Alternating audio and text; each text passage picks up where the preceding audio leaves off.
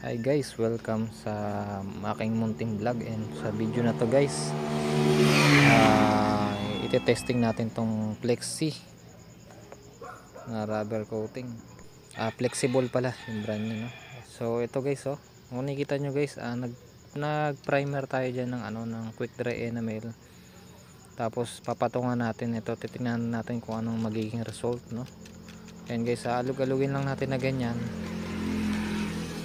Yan, try natin guys, no?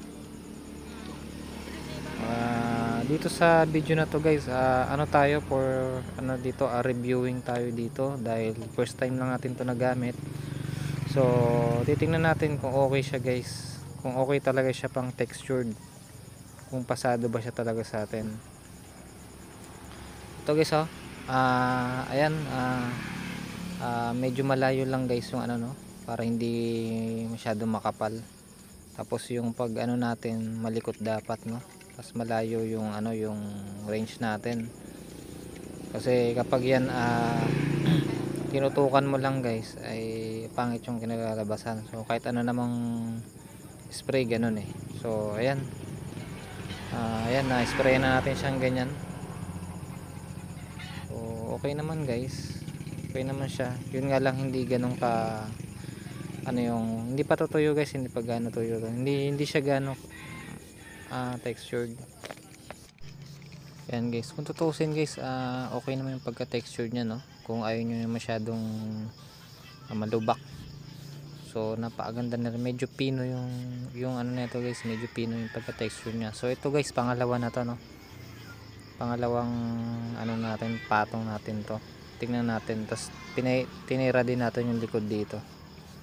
Ganyan lang kalayo guys. So yan, mamaya malalaman natin guys kung okay pa rin ba siya.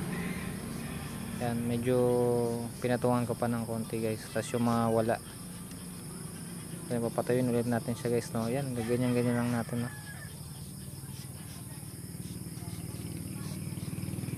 Yan, medyo pinatungan ko kasi medyo nakukontihan ako sa texture niya, pero tutusin guys, pwede na rin to guys. Tapos yun nga lang, hindi siya glossy, no. So ang nito, ang medyo matte siya. Pag natuyo siya guys, matte, tapos medyo gray siya. So hindi talaga siya black.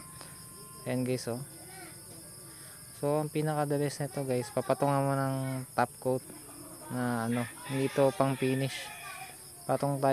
Papatungan natin ulit ng ng kahit anong top coat na available. For example, yung quick dry enamel na gloss. Kasi medyo siya hindi siya glossy, so patay na patay yung kulay niya, matte lang siya. Tapos hindi pa naging itim, so I expect natin dito itim. So yun lang guys, no, sa video na to. Sana may natutunan tayo dito sa reviewing natin.